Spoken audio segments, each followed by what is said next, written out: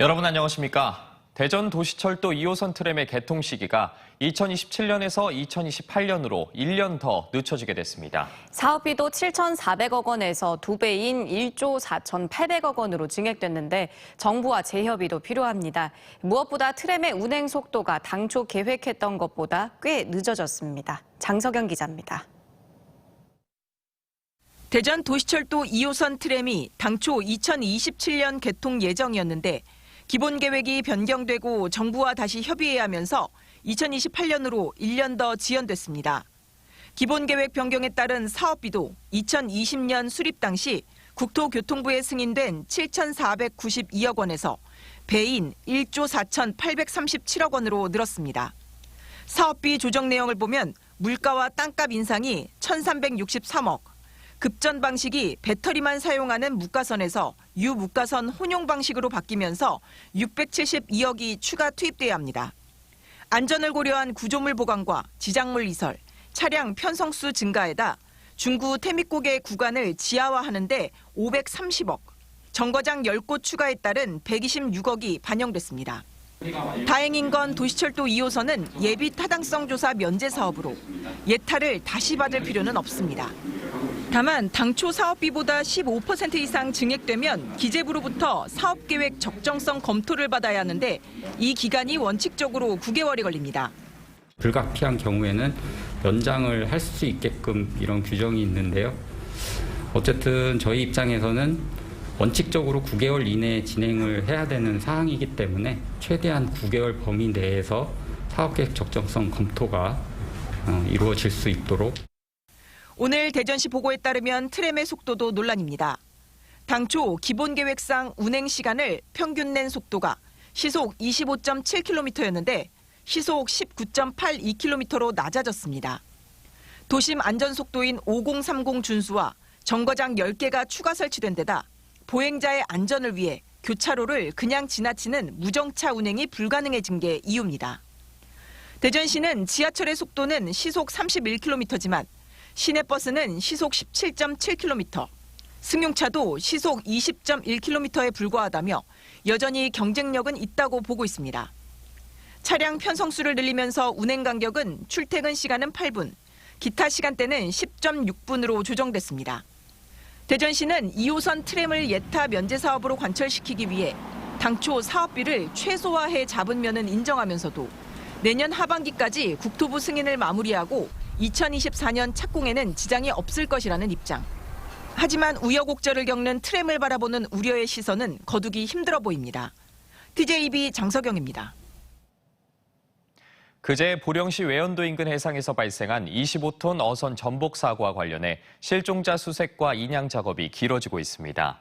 보령해경은 오늘 오전부터 크레인선이 다시 투입돼 실종자 구조와 배를 인양하려 했지만 주변 그물이 많아 작업에 어려움을 겪었고 민간 잠수부를 투입해 그물을 제거하려 했지만 물살마저 거세 작업이 중단됐습니다. 그젯밤 10시 30분 발생한 사고로 승선원 8명 중 6명이 구조됐지만 60대 기관장 1명이 숨지고 베트남 국적의 20대 남성이 전복된 배 안에 있는 것으로 추정됩니다. 보령해경은 물살이 약해지는 내일 정오쯤 그물 제거를 다시 시작할 예정입니다. 임기가 보름 정도 남은 대전 지방의원들이 제주도와 해외로 잇따라 연수를 추진하고 있습니다. 참가자들이 6일 지방선거에서 낙선하거나 불출마한 의원들이어서 사실상 세금으로 졸업여행을 다녀오고 있다는 비난이 나오고 있습니다. 코로나로 최악의 경기 속에 국민들이 어떻게 낸 세금인데 이렇게 쓸까요? 지방의회 불신을 부추기고 있습니다. 노동현 기자의 보도입니다. 대전 서구의원 8명은 지난 12일부터 3박 4일 일정으로 제주도 연수를 다녀왔습니다. 참가자는 공교롭게도 6일 지방선거에서 낙선하거나 당내 경선에서 탈락해 이달 말 임기가 끝나는 의원들이었습니다. 서구의회는 의정활동 유종의 미를 위한 미래 설계 교육 차원에서 연수에 참여했다며 교통과 숙박, 식대 등으로 한 명당 80만 원의 연수비를 지원했다고 밝혔습니다. 임기 종료를 앞두고 있는 대전시의원 6명과 대덕구의원 4명도 13일부터 15일까지 제주도에서 진행된 연수에 참여했습니다. 의원 임기 다 마무리되면 이제 뭐 여러 가지 뭐 공허함 스트레스도 있고 뭐 어떻게 앞으로 자기 설계는 어떻게 할 것이 그런 교육을 2박 3일 정도 이렇게 시켜주는 것 같아요. 하지만 의원들이 묵은 숙소를 확인해 보니 제주 앞바다가 내려다 보이는 코너 스위트룸을 1인 1실로 배정했습니다. 일정 둘째 날은 종일 버스를 타고 다니며 스카이 워터쇼 관람 등 관광 일정으로 채워져 외유성이 짙다는 지적이 나옵니다. 시민단체들은 사실상 세금으로 떠난 졸업여행이나 마찬가지라며 낙선 후 제목 챙기기라는 비판을 내놓았습니다. 향후의 의정활동을 시민들에게 보여줄 수 없기 때문에 임기만 남는 예산을 불필요하게 사용한 거지 않나라고 이렇게 좀 보여지거든요. 이런 가운데 권중순 대전시의회 의장이 시도의회 의장협의회에서 추진한 몽골 방문을 위해 15일 출국한 가운데 김종천 의원 등 대전시의원 3명도 20일부터 4박 5일 일정으로 베트남을 방문할 예정입니다. 특히 시의원들과 친분이 있는 기업인들이 베트남에 동행할 것으로 알려져 부적절한 해외 방문이라는 지적이 나오고 있습니다. 제8대 지방의회 임기가 보름도 남지 않은 가운데 낙선하거나 불출마한 지방의원들을 위한 이딴 외유성 연수가 유권자들의 눈살을 찌푸리게 하고 있습니다. TJB 노동현입니다. 한국형 발사체 누리호를 이달 21일에 재발사하기로 했습니다. 과학기술정보통신부는 발사 중단의 원인이었던 1단 산화제 탱크 레벨 센서 오작동은 센서 자체에 문제가 있었기 때문으로 확인됐다며 23일까지인 예비 발사일 이내인 21일 2차 발사를 추진한다고 밝혔습니다. 과기부는 면밀한 검토를 거쳐 센서의 핵심 부품만 교체하기로 했다며 현재 1, 2, 3단의 정상적인 작동이 확인돼 발사 준비엔 문제가 없어 다음 주로 발사를 결정했다고 밝혔습니다. 누리호는 지난 16일 발사 예정이었지만 점검 과정에서 센서가 작동하지 않아 연기된 바 있습니다. 세종시장직 인수위원회가 최민호 시장 당선인의 서민 주거 안정 공약 실현을 위해 지역 우선 공급 청약 비율을 최대한 늘리기로 했습니다. 인수인 서민들의 내 집 마련 기회 확대를 위해 세종 시민의 우선 배정되는 청약 비율을 현재 60%에서 최대 80%까지 늘리고 신혼부부 전세자금 이자를 지원해 줄 것을 국토교통부와 행복도시건설청에 건의할 계획이라고 밝혔습니다. 또 상가 공시를 막기 위해 금강 수변 상가와 BRT 도로 주변 상가의 업종 허용 용도를 완화하기로 했습니다. 가뭄이 심각하다는 소식 전해드렸는데 특히 충남 서북부는 매년 물 부족 현상이 반복돼 걱정입니다. 충남도가 지하에 물을 저장하는 일명 지하댐을 도입하기로 했는데요. 땅속에 거대한 댐을 만들기 위해 연구에 착수했습니다. 강진원 기자입니다. 충남 서북부 지역의 젖줄 보령댐, 가뭄이 한창이면 바닥은 쩍쩍 갈라집니다. 올해도 저수율은 20%대까지 떨어졌고 산업 용수는 물론 식수 공급도 위태로운 상황입니다. 충남, 특히 서북부 지역에서는 이런 가뭄이 연례 행사가 됐습니다. 해마다 가뭄이 반복되면서 지하에 물을 가두는 시설, 일명 지하댐에 대한 관심이 높아지고 있습니다. 공주시 우성면 일원, 눈에 보이지는 않지만 땅속에 거대한 댐이 존재합니다. 지난 1986년 지하수 길목에 길이 480m, 높이 9m의 콘크리트 벽을 쌓아 물을 가둔 겁니다. 저장된 물의 양은 모두 285만 톤. 4개의 집수정을 통해 주변 수로로 보내 갈수기 하루 3만 톤의 물을 공급합니다. 네네, 물 걱정은 없습니다. 타 지역에 없는 이런 댐으로 인해서 이 지역 농민들은 상당한 수혜를 입고 있다고 저는 생각합니다. 지하댐은 모래와 자갈이 두터운 지역에 차수벽을 설치해 물을 가두어 수자원을 확보하고 필요한 때 뽑아 쓰는 시설입니다. 건설비는 지상댐의 80% 수준이라 경제성이 있고 특히 지상댐처럼 대규모 수몰이 필요 없습니다. 또 물이 담겨지면서 모래와 자갈이 필터 역할을 해 수질도 좋은 편입니다. 상류부에 토지를 실질적으로 이용을 할 수가 있다는 게 가장 큰 장점이고요. 그리고 무엇보다도 지하수 자체가 갖고 있는 일정한 수온과 수질을 이용하는 그런 특성 때문에 다목적 용수로도 활용이 가능한 측면이 있습니다. 국내 지하댐은 모두 8곳으로 80년대 섬과 농촌에 소규모로 설치돼 주로 농업용으로 사용하다 이후 광역 상수도 보급에 따라 거의 추가 개발되지는 않았습니다. 충남도는 서북부 가뭄에 지하댐이 대안이라고 보고 한국농어촌공사와 함께 연구에 착수했고 연말까지 한 곳을 선정해 시범 사업에 나설 계획입니다.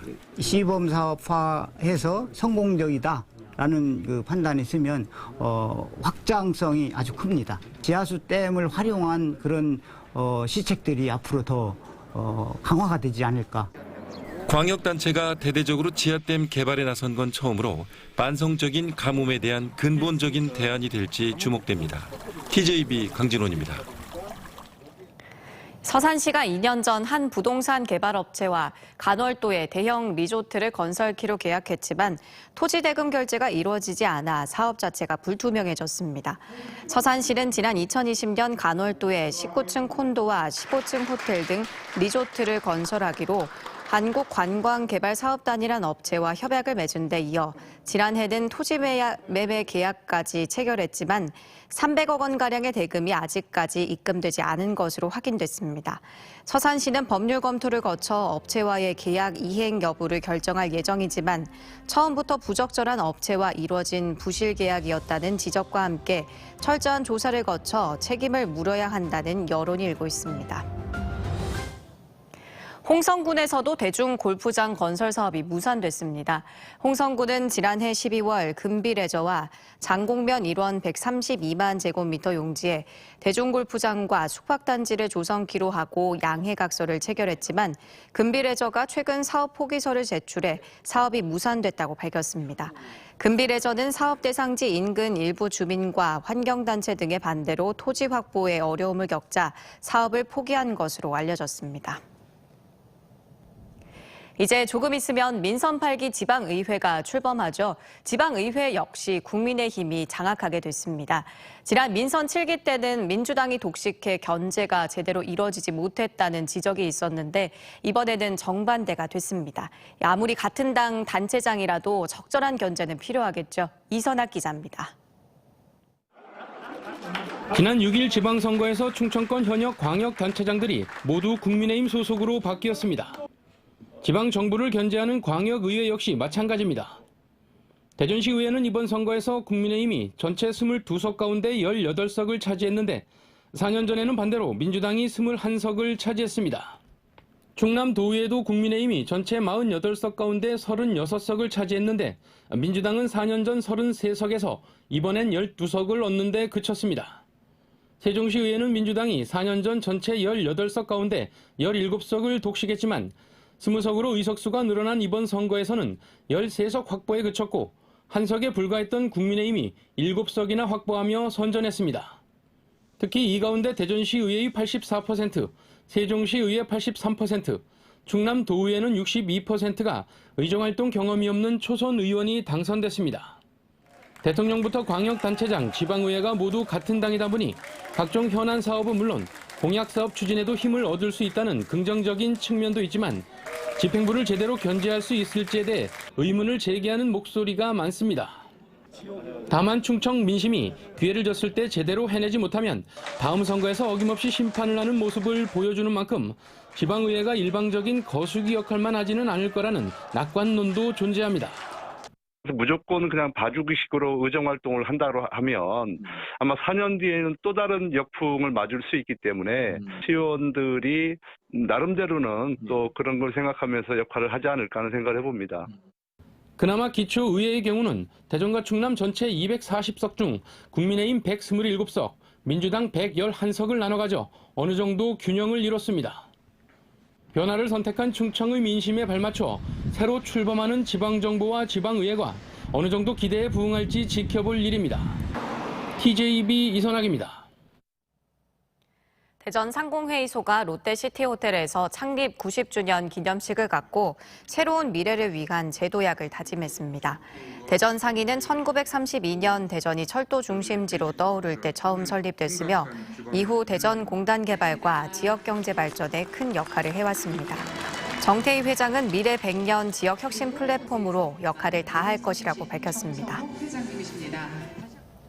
지하 수백 미터 폐광에서 찬바람이 나와 피서지로 인기가 높은 보령 냉풍욕장이 3년 만에 다시 문을 엽니다. 보령시는 청라면 의평리 보령 냉풍욕장을 오는 27일부터 8월 19일까지 운영할 계획이며 재개장을 위해 수도와 조명 등을 설치했다고 밝혔습니다. 보령 냉풍욕장은 코로나19가 기승을 부리자 지난 2020년과 21년 문을 닫았습니다.